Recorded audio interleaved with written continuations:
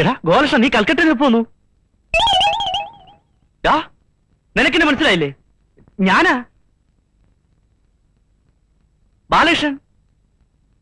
ആരാ മോനെ അത്? ഞാൻ പറയാം. ഇവൻ എന്നെ ശരിക്കും അറിയാം. ഇപ്പൊ അറിയാത്തോട് നടിക്കുക. ഞങ്ങൾ തമ്മി ആദ്യമാദ്യമായി കാണുന്നത് തന്നെ റോഡിൽ വെച്ചാ. പോക്കറ്റടിക്കാരനാ വിചാരിച്ചത്. പോക്കറ്റടിക്കാരനോ? ബാലകൃഷ്ണൻ ഒന്നും വന്നേ. എടാ, നിന്റെ കംപ്ലീറ്റ് കാര്യങ്ങൾ അമ്മ അറിയട്ടാ. എനിക്ക് അമ്മയുടെ എല്ലാം പറയണം. നീ കൈവിട്ടെ. ഇവൻ എന്നെ സഹായിച്ചതിന് കൈയും കണക്കുമില്ല. 6 കൊല്ലം ഞാൻ കഷ്ടപ്പെട്ടിട്ടും കിട്ടായിരുന്ന ജോലിയാ ഈസിയായിട്ട് ശരിപ്പെടുത്തി കൈ തന്നത്. എന്തിനാ അമ്മ അധികം പറയുന്നത്? ഇവന്റെ ഈ കൈ കൊണ്ടല്ലേ ഞാനും ആ മത്തായിച്ചേട്ടനും 3 പേരും കഞ്ഞി കുടിച്ചു കഴിയുന്നത്.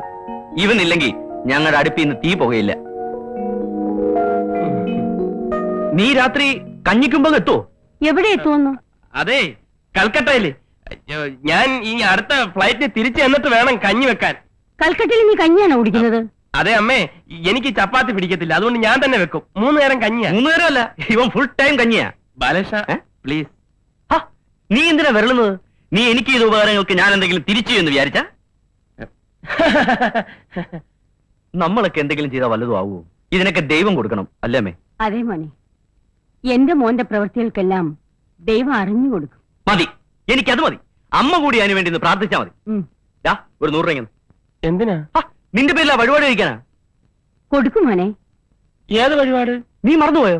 അന്ന് ആ വെള്ള പേപ്പറിൽ ഒപ്പിട്ട് കൊടുത്ത ആ ഗണപതിക്ക്. ഇവനിങ്ങനെ എല്ലാം മറക്കും. സ്ഥിര സ്വഭാവം. അമ്മേ, ഞങ്ങൾ പോരാ. ഡേ നീ വന്നേ.